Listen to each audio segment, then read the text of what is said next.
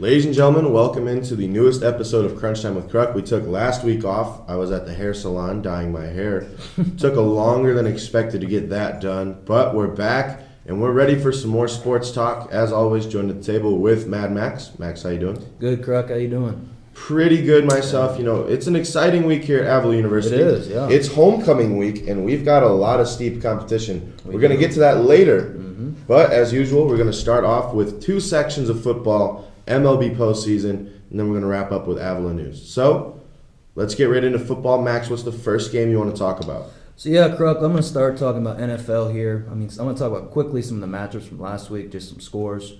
Talk about it. The Cardinals, I'll tell you, the only undefeated team left in the NFL right now. They won the game 37-20 over the Rams.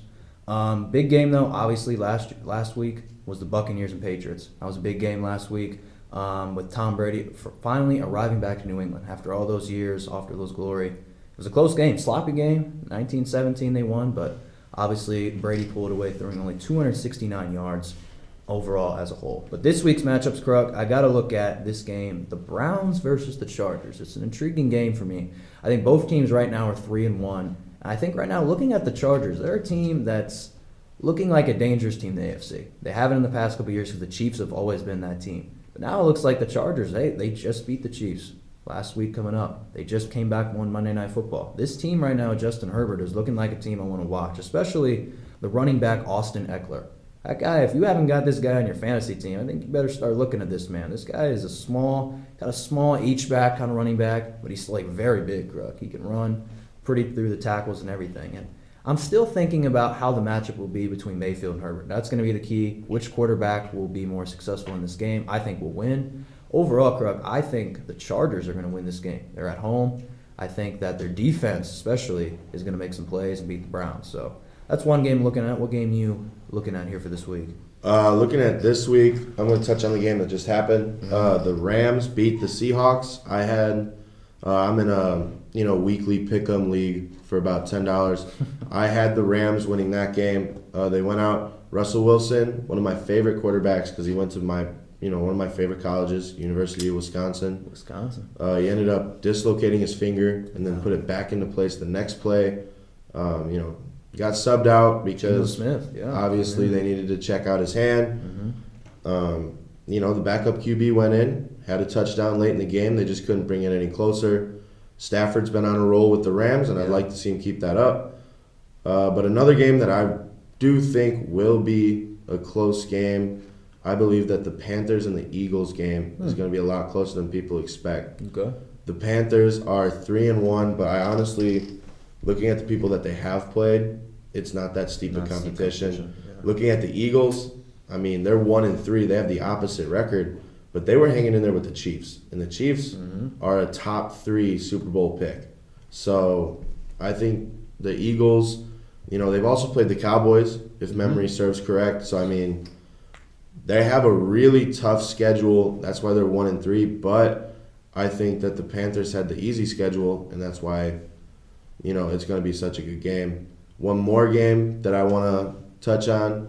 I wouldn't be a true Bears fan if I didn't talk about it, but the Bears are taking on the Raiders, prime time on Sunday. The Bears are 2-2. The Raiders are 3-1. I think the Raiders are going to win, but I think the Raiders are going to have a tougher time against the Bears' defense than what they expect. The Bears' offense, they finally gave enough confidence to Justin Fields to give him that starting spot. He's been playing under the cloud of, when Dalton gets back, you're done. But they finally said, hey, this is your team now. So I'd like to see him get the run game more activated because, David Montgomery, he's going to run through a brick wall, and then he's going to run back through it just for the fun of it. But, we're a running team. You got to run the ball. But if the passing game's there, however you can do to get points, it's what you got to do. Yeah, especially when you mentioned Justin Fields being the main starter for the Bears. I think that was going to happen soon. We talked about it beforehand. We knew it because Matt Nagy, like we said, is in the hot spot. We know his organization. This team, this whole franchise, the city, they need a new franchise quarterback. And obviously, hopefully, it can be Justin Fields in the future. I'm going to talk really quickly, Kruk, about one more game. And I'm looking at this because obviously the Chiefs have not been good. They've been 2-2 so far, not the best so far. But The Bills and Chiefs game, I think Sunday Night Football will be another big game to watch. I think it'll be a good one to watch because the Bills right now, they have a couple of goose eggs, Kruck.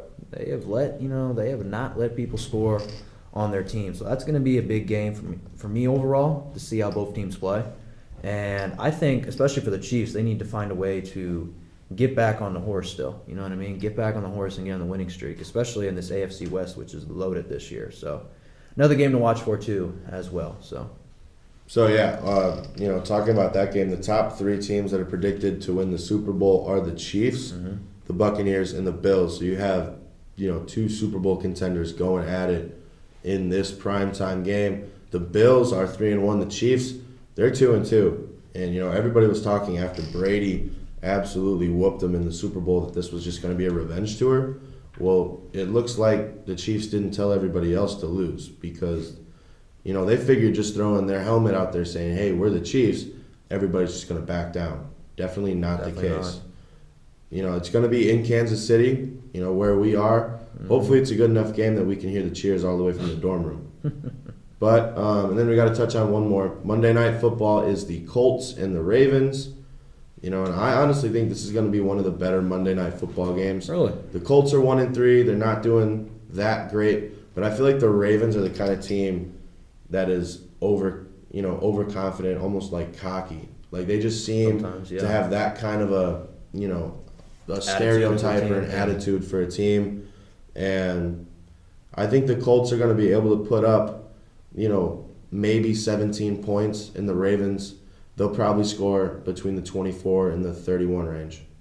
That's my personal opinion. Yeah, I think here's the Colts. It's been a struggle for them, right? I'll say this real quickly, is that obviously they didn't know if they had Carson Wentz at quarterback at the beginning of the year. They didn't know who the quarterback was, and obviously with him being back, only being 1-3, obviously they got a lot to go and a lot of pieces, but I still think the Ravens will probably pull away because I still think Lamar Jackson will make some plays. Mark Andrews will make a play.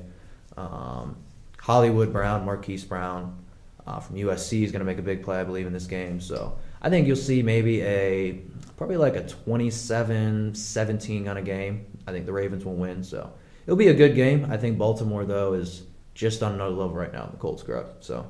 Yeah, and moving forward, we're going to talk about college football. We're going to get to Avalon football later, but right now, NCAA Division I football. Max, what are a couple of games that you are most looking forward to? Kruck, I think the best college football game of this week is going to be happening in Iowa City, Iowa. Between Penn State and Iowa, that's a 4-3 matchup. Both teams in the top 4.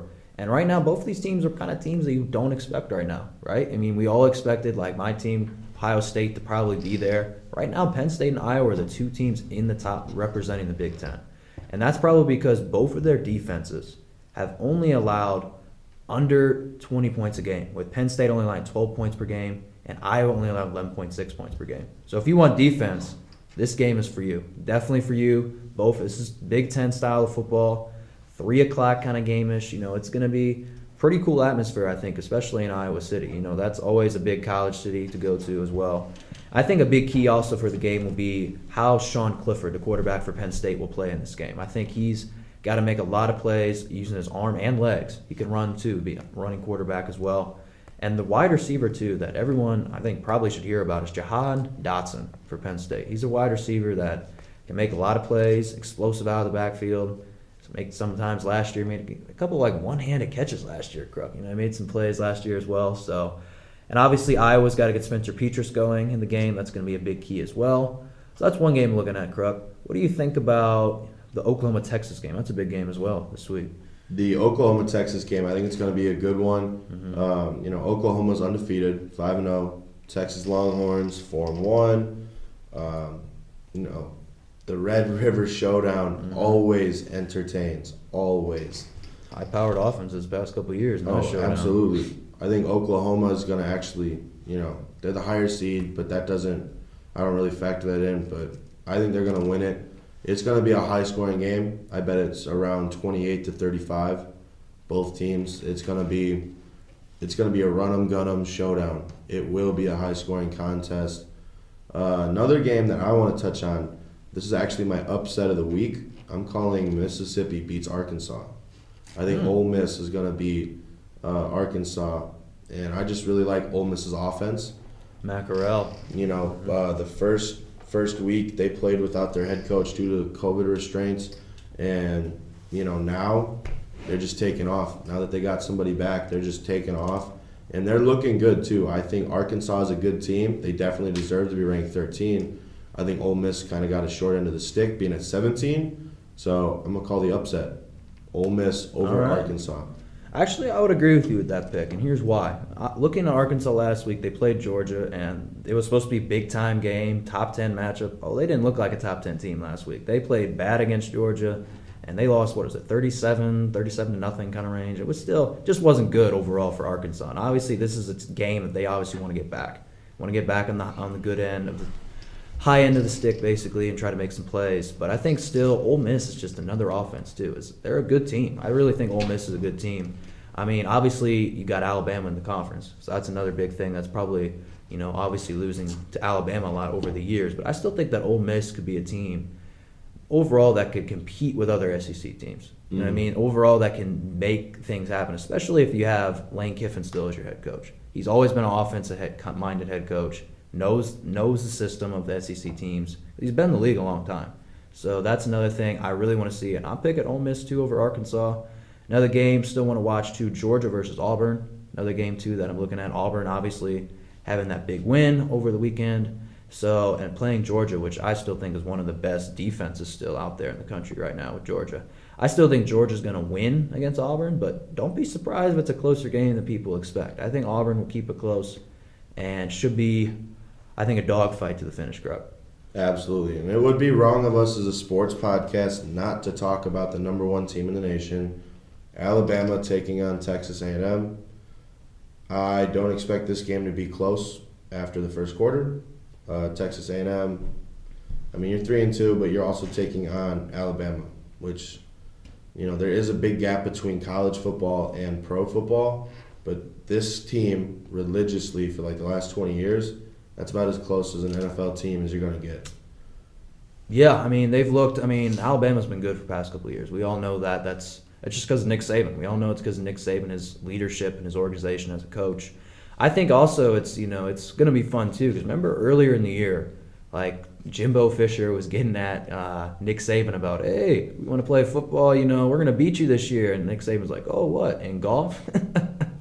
So overall, you already know the backlash is going to happen in this game. But right now, Texas A&M is just, they don't have a quarterback right now. They don't have that quarterback that can help them out, lead them to the next level, like Alabama has right now, Bryce Young. So that's a big key to me, Kruk, I think. I still think Alabama wins this game by, like you mentioned, I think by 3 scores. I'm not calling 2 scores. I'm calling 3 scores in this game. I think it's just too much speed, too much firepower for the Crimson Tide. So, absolutely. And moving forward, something absolutely major happening that we missed out because we took last week off. But the MLB postseason is here. We already got through the wild card games. In the NL wild card, the St. Louis Cardinals lost to the Dodgers a score of 3-1. Yep. And in the AL wild card, the Yankees fell to the Red Sox. Which one of those games do you want to tackle first, Max? Kruk, I'm going to talk about, I think, the Dodgers and the Cardinals game. I think that game was, overall, it looked like a very close game. Both pitchers were doing well. Scherzer and Wainwright were doing a great job throwing it. You know what I mean? But I think the Dodgers, here's the thing, being at home, being in front of those fans, I think knowing something was going to happen. You just knew that possibly there could be something magical at the end of the game that happened. And believe it or not, it did. With a walk-off home run with Chris Taylor, with the 2-run shot that won the game 3-1. So obviously, I still think possibly now the Dodgers are still the team to possibly beat still in the NL. And I say that still because because they still have the pedigree overall. And yes, the Giants are the best seed right now in the NL, but I still think the Dodgers, could beat the Giants in this conference. I really do. I think they can beat them. They beat them before all the time in the regular season, so why not in the postseason? So that's what I believe in. I think the Dodgers will possibly go to the World Series. Possibly. We'll see.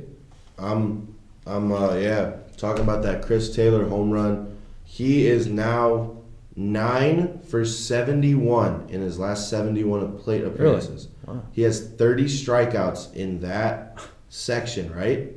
But that's the beauty of baseball. Just if your quarterback completed 9 passes out of 71 attempts, you wouldn't have him in. Mm-hmm. If you only blocked a guy 9 times out of 71 plays, you wouldn't have him in. Yeah. But in baseball, you put him in because you know at some point that streak has to stop. Mm-hmm. So they put him in there, 2-run shot to seal the game. And, there was this year's trade deadline was massive in the MLB. We're not going to go into all the different trades, but two people I want to really talk about, Trey Turner and Max Scherzer leaving the Nationals and going to the Dodgers. The Nationals said, they're like, Juan Soto is the only person who is off limits. Everybody else, give me your bid. And the Dodgers took these two, right? Mm-hmm. Juan Soto, done for the year, went and sat in the front row of this game to cheer on his ex-teammates. Wow. And was wearing a Trey Turner jersey, too. Good for him, man. That's cool. And it was, that's something that's bigger than baseball. That's bigger than sports. Being able to be there for your friends. Looking at the other game, the Red Sox versus the Yankees, I thought the Red Sox were going to win it the whole way. I agree. It was closer than I wanted it to be, but, at the end of the day, the Yankees just couldn't be consistent enough throughout the regular season that even if they made the postseason, they wouldn't have made it past the first round. Yeah, I agree, and I think it's a shame, too, to say that for the Yankees, right? Because the Yankees when I think of the Yankees, that's a prime organization, right, in baseball. And that's a team, obviously that fan base is known to possibly have a winning tradition. I think overall, it just, like you mentioned before, it just didn't come together the whole season. I think especially with the two big hitters they have in Judge and Stanton. I think those guys just didn't overall come together and make possibly a spirit in this team. You know what I mean? Possibly a spirit in this team to possibly make a run, obviously in playoff time. So, but I think right now, looking now at the next matchups, right? Well, now we got the Rays and the Red Sox. We have the White Sox and the Astros AL. My fault. Yeah, you're good. You're good. In the AL, but I think right now, looking at the Rays won 5-0, and the Astros won 6-1 their first games. They'll have the second games tonight, and then other going forward. But I think right now the Rays will probably win against the Red Sox. I think the Rays are just a team that, especially with they lost a couple of starting pitchers, You know what I mean? They lost some good pitchers from last year, but I think the Rays are just, I don't know, they're having something different about them. And if you don't know this guy's name yet, Randy Arozarena. That guy, he is still a big bat for this team, makes a lot of plays, and guess what? He just hit a 2-run shot yesterday against the Red Sox in the first game. I think that's going to possibly be, a big person for this offense. And then looking at, the Astros and the White Sox, I think the Astros, everyone's been talking about the Astros, the sign stealing scandal, the cheating scandal, people still haven't really respected the Astros, I think, in a sense. But now I think maybe if they try to get themselves back into the World Series, maybe they find something where, they get something back for credibility-wise. I think people are going to respect the Astros again and see this team. It doesn't, they still overall are a good team overall in postseason and how they play. So I think that's a big thing. And right now, at the moment, I still think that possibly going into the ALDS, I think possibly it will be the Rays and the Astros. I think right now both of those teams are playing their best ball right now, and I think both of those teams are, looking like the two teams I'll represent in that division right there. So you want to talk about the NL? Yeah, I'll break down the NL. So the two major matchups that you got in the NL, well, the two only matchups, are the MLB's best record, the San Francisco Giants, taking on the MLB's second best record, who had to play in a wild card game, the Dodgers. Looking at that matchup, Urias will be pitching for the Dodgers. Always been a fan of him. He's a really good pitcher. Ended up closing the door when they won the World Series. Mm-hmm. Going against Kevin Guzman. Guzman's been having a pretty good year this year. He's got an ERA at 2.81. He's got just about 230 strikeouts. In his last 7 games, though, he's been falling off the wagon. He's pitching over 4 ERA. He's only gotten 51, or not only, but he has 51 strikeouts, and he's given up 18 earned runs. So that's going to be a tough one. Looking at Julio Urias, left-handed guy, he's got a 2.2 ERA in the last 7 games. So he's been on a hot streak when he's pitching. He's 6-0 in that period, only giving up 10 runs and striking out 42 people. So, first game, I would give it to the Dodgers because the Dodgers have that confidence coming from the Cardinals. Now, yeah, the Giants are well rested, but it's been a while since they've had this group of people together or these people have been in the playoffs. Exactly. So sometimes it's better to keep going than it is to, take a break. Basically like the underdog, you know what I mean? I think the Dodgers, especially feeling like the Giants last year. Remember the Giants last year they were not at this stage of this year. So obviously having that in mind, the Dodgers are going to come in this way more confidence, I believe, to possibly beat the Giants. So absolutely. And then the other side of the bracket, we're looking at, the Braves taking on my Milwaukee Brewers. And, I was breaking this down for somebody earlier this week. If we can keep it to a low-scoring game, the Brewers have a better chance than the Braves. The Braves are high-scoring. We'll give up 2-3 runs a game, but we're going to score 4, 5, 6. So Max Fried is pitching for the Braves. He's a left-handed pitcher. In his last 7 games, he's been pitching it really well. He's 3-0. He's got a sub-2 ERA, and he struck out 41 guys. But on the season, he has an over 3 ERA. He's got 160 strikeouts, and he is 14-7. So not a bad outing for him, but he's taking on one of the best pitchers in the league. Not saying that just because he's a Brewer, but because this year he's stepped it up tremendously. Brandon Woodruff is 9-1, so not the best record you could ask for, but he has a 2.56 ERA, and he's got 211 strikeouts. And this man is in he was in the talks for Cy Young Award. Actually, 3 of the starting rotation for the Brewers at one point were in the talks for the Cy Young. It ended up just whittling down to Woodruff at the very bottom. Corbin Burns was around 5th or 6th. Josh Hader, they threw him in there late in the game as a relief pitcher for the Cy Young. But, the pitching for the Brewers, for the longest time growing up, we needed pitching. That's all we needed. Now that we have it, now we just need to get our bats going again. So, I think the Dodgers are going to win the first game of the NLDS, and I think that the Braves are going to win, the Brewers are going to win the first game of the NLDS for them.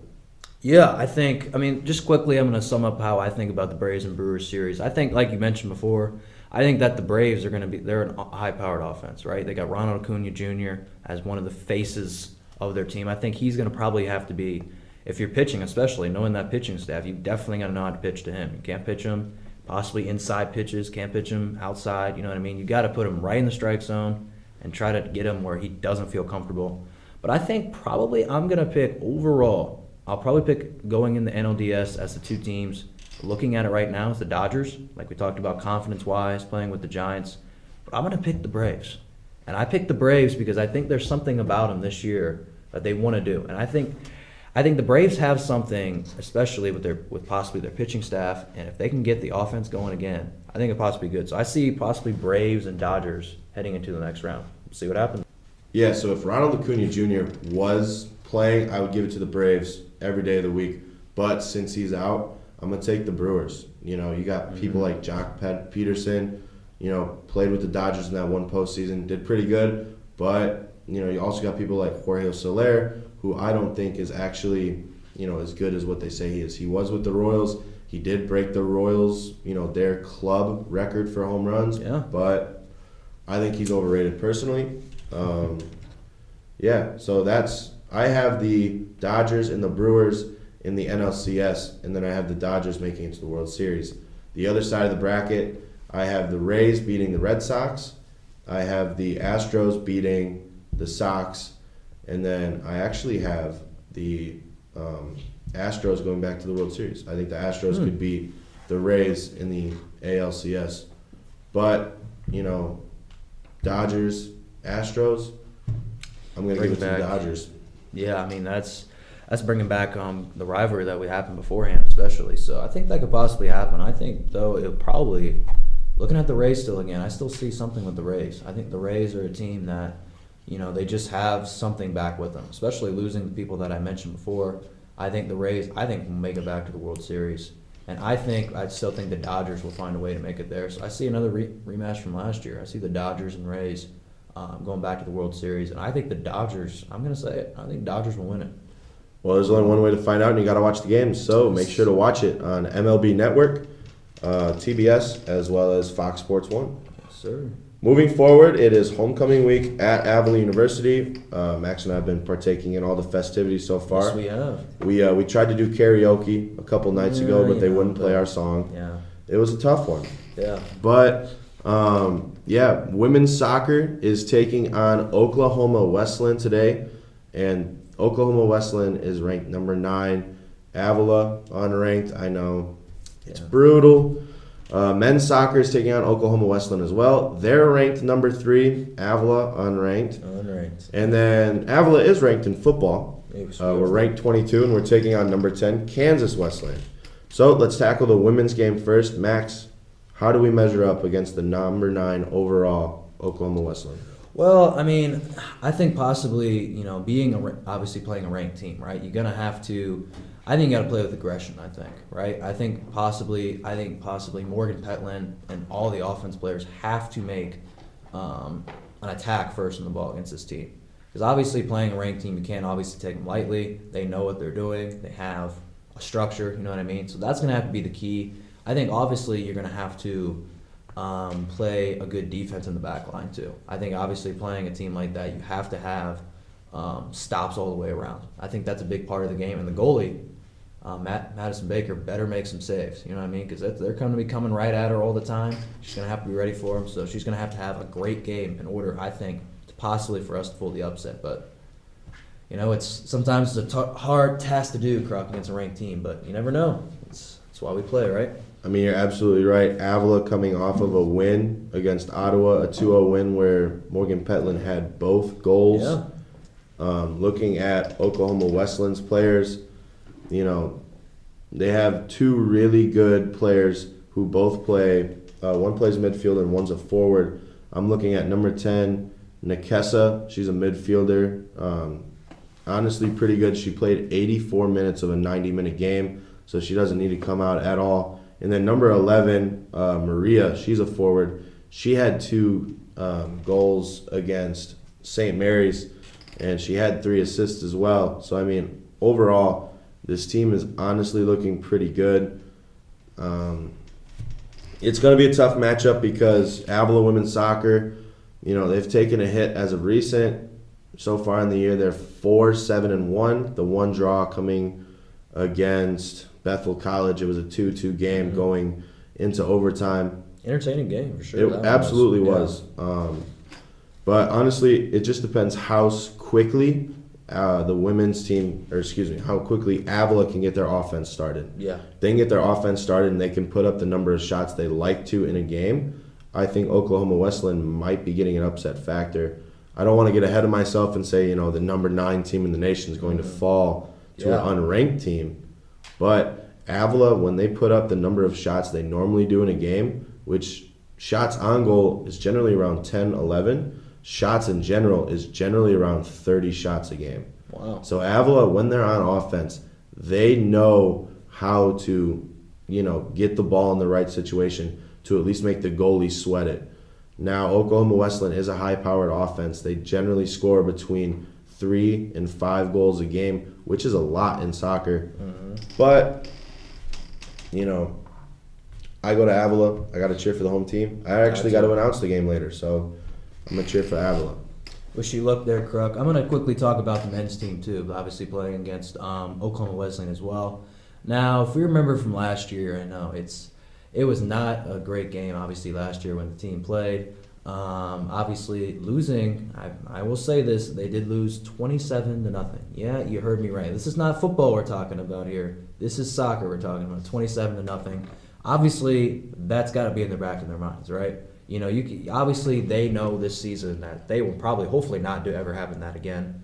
So, but obviously, you can't sleep in Oklahoma Wesleyan. Both looks like they have a soccer program pretty well, both in the organizations, and I think possibly now after losing that game last year, you definitely hope they got defensive changes. So I hope they got deep defensive changes on that side, And obviously, it's just like the women's team. You know, the men's team right now is 1-7-2. They're 0-4-2 right now in the KCAC play. It's obviously not the season that they obviously want right now so far. But hey, maybe they somehow, Kruck, maybe they get a little upset possibly against the number 3 team. It's not looking likely, but you can't ever turn down the opportunity there. Just gonna take a quick look at men's soccer. The last game they played was against Bethany. They ended up winning that 4-1. And there were a decent amount of cards given out, actually. The team received a yellow card and a red card. Bethany's team received a yellow card and a red card. 3 other players for Bethany received yellow cards. And then 2 players for Ottawa, 2 players for Oklahoma Westland received yellow cards. Number 5, Julio Bello, a midfielder, got a yellow card. And then number 16, Gadillo, actually got a yellow card as well. Wow. And both of those players mentioned, they played the majority of the game. Looking at the players who scored the goals for them, number 32, Lucas Muaro, he actually had 2 goals. So he's going to be somebody that they're going to look to get hot as well. And then they have a midfielder, Stefan Lukic. He had 1 goal. He had 7 shots on goal and 7 shots. So, they have people who can shoot the ball. They're not afraid to do it either. But yeah, you talked about it last year, 27-0. If this Avila team, if they start losing again, I wouldn't be surprised if it gets pretty chippy. Yeah. Because I agree. You don't come into another man's house and start throwing up 27 points in soccer and expect a walkout. Yeah, walkout. Not to say Avila's going to play dirty, but from a football player's perspective, when it starts to hit the fan, you start to go. Mm-hmm. Speaking of football, let's transition into that. Avila football is ranked number 22. We were higher, but we had an unfortunate loss to Southwestern. Avila is 24. My apologies. We had an unfortunate loss to Southwestern, and now we're taking on number 10, Kansas Wesleyan University. This is a rivalry for us, and most people wouldn't know it. Looking back at the games previous, we lost by 3 points by one of the luckiest field goals I've ever seen in my collegiate football career in 2018. In 2019, we lost by 1 point. We actually went for the 2-point conversion and then ended up losing it because an errant pass. And then last year, we went to their house and we beat them by 8 points. And, Coach Benavidez, unfortunately, won't be at the game tomorrow. He's dealing with some personal issues, health-related.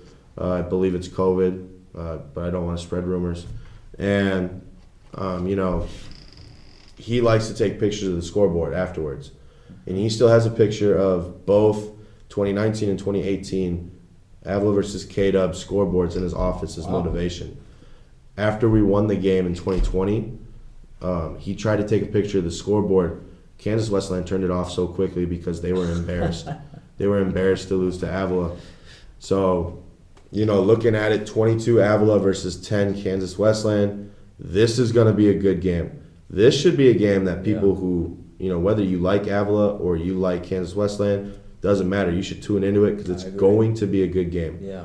Everybody's dealing with adversity, so you just gotta make sure what you're gonna do works. Yeah, this is going to be, I think, obviously there's a lot of things going in this game, right? Obviously for us, we want to try to win another conference championship and overall. And I think that's another important part. And obviously we got to beat Kansas Wesleyan this week. And then we can't, like I said, look forward ahead for Bethel possibly next week. 2 big teams overall in the conference that we obviously got to find a way to beat. And I think this week, especially for our team playing Kansas Wesleyan, it's going to be a lot of emotions. Obviously this week, here at our school, we had homecoming week at our school, so obviously that was a big thing. So there'll be a lot of things going on campus, right? A lot of things going on, a lot of actions, activities. We got to be all focused on this game. We got to be focused on this game because right now, if we do lose another game, it's probably most likely that we will not make the playoffs, being a 2-loss and obviously not being a conference champion. You know what I mean? So I think that's a big thing. And I think overall it's got to be both sides, right? Defense is going to have to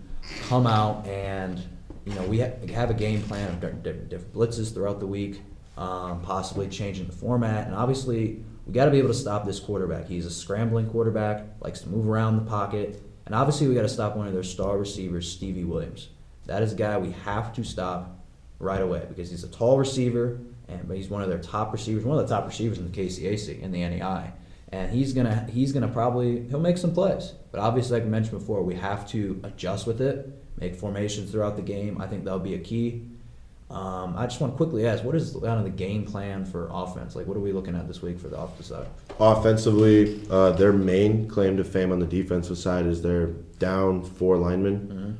Mm-hmm. They think that their 4 linemen are better than any other team's O-line. And, to start the week off, we were looking at it, and everybody that they had in the box, they're thinking about they're better than us. And, we had an All-American, C.J. Cunningham, ended up getting hurt. Yes. So he won't be playing in tomorrow's game. So we've had a bunch of different people checking out center. We actually moved a tackle in, trying to get some new looks, see who's the most comfortable there. So it's going to be interesting to see if the O-line can click, mesh in time for the game. Sure. But Kyle Dorio, KD, he's hurt right now. His shoulder's not in it. So we got Peyton Burke starting at quarterback. Nesbitt dealing with injuries throughout all year. He's going to end up playing tomorrow. Logan Freeman, one of our star wide receivers, just got back from the COVID list yesterday. So literally yesterday. He'll be getting some reps here or there. But, altogether, we just have to be able to, if we can make the run game successful, we can open up the entire offense. That's the one thing that we have to make sure is working, is successful, and then we can have it to where we can do, as much as we want to running-wise, and then the passing game, hit quick slants, we can go for deep balls, we can do all of it because we're not really afraid of their DBs. From what I've heard, we're not afraid of Kansas Westland's DBs. Gotcha. I think that's true. What you mentioned before is I think our offense, which leads what I watch, right, is a team that's related on the run game. I think Nesbitt is a thing. If we can get the running game like you mentioned before, and then get those passes, especially with Burke, especially watch out for Burke's running ability in the game. He's going to try to scramble, make some plays. I think that's going to be important as well for the offense, I think.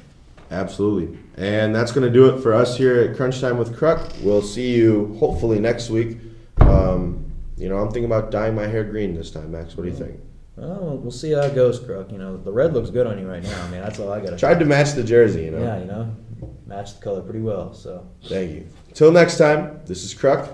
That's Mad Max. Stay classy.